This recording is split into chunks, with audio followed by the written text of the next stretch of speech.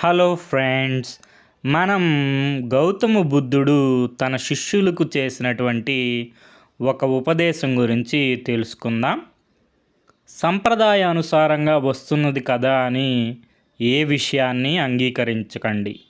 ప్రాచీన గ్రంథాల్లో ఉన్నంత మాత్రాన ప్రతి విషయం సత్యం కాబోదు.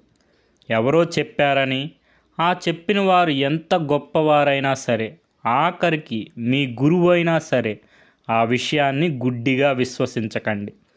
ప్రతి విషయాన్ని మీ హేతు బుద్ధితో, అనుభవ జ్ఞానంతో జాగ్రత్తగా తరచి చూసి అంగీకరించండి లేదా తిరస్కరించండి.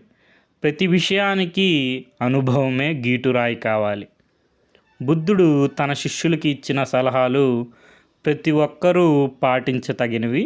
మనం ఇతరుల నుంచి విన్న వాటిని, కళ్ళారా చూసిన వాటిని, పుస్తకాల్లో చదివిన వాటిని హేతుబుద్ధితో సునిశితంగా పరిశీలించి చూసి నిజానిజాలను, మంచి చెడ్డలను గ్రహించడమే వివేకమవుతుంది.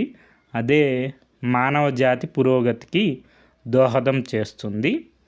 ఇది మనకి అనుభవమే ప్రధానం అని చందమామ మే 1994 సంచిక.